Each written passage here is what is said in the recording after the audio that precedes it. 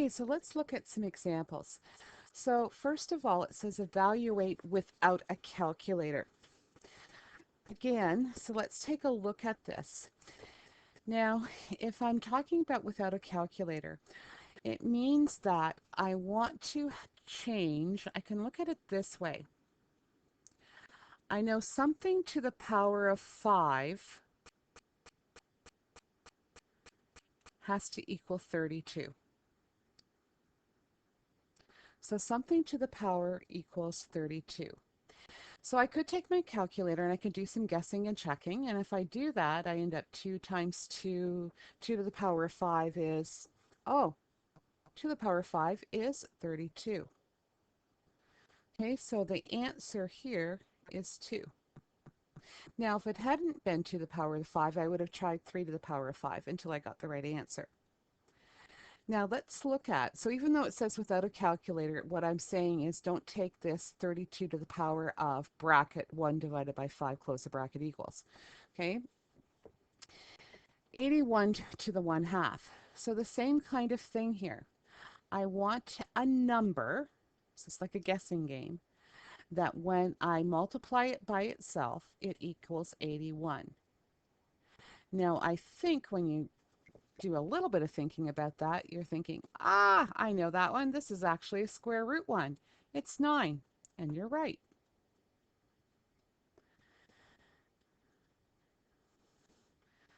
Oh, I have 81 again, but this time it's to the 1/4.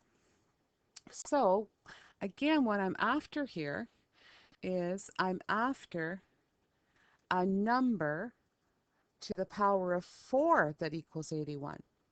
Well, obviously it's not 9. I would try 2. 2 to the power of 4 is 16. I would try 3. 3 times 3 is 9. Times 3 is 27. Times 3 is, that's the one.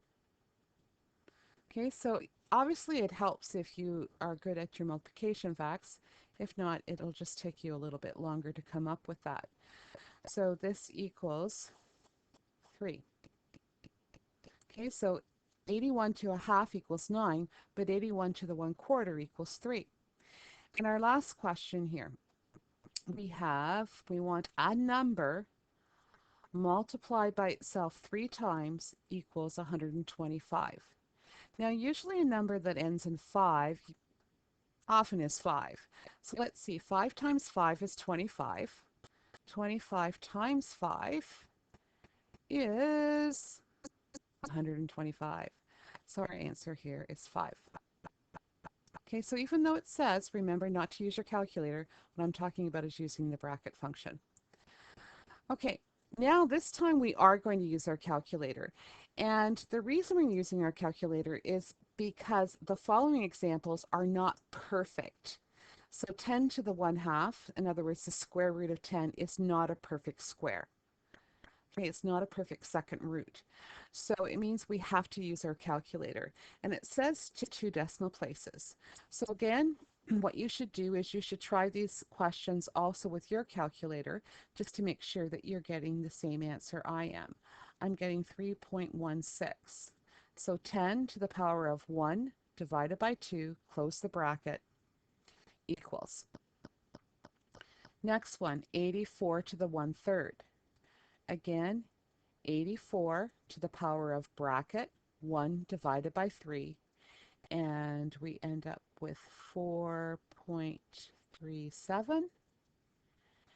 And our last question with that, 14 to the 1/5.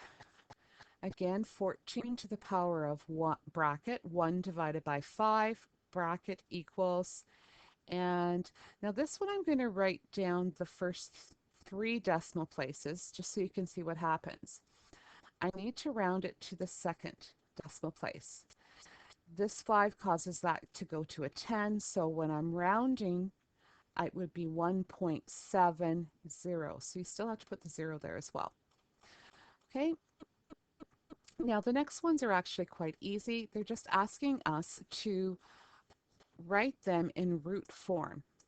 So remember from the first part of the video lesson, what we did is we took the base, which is in this case 5. We put it underneath a root sign, and we put the little number 3 in the hook here.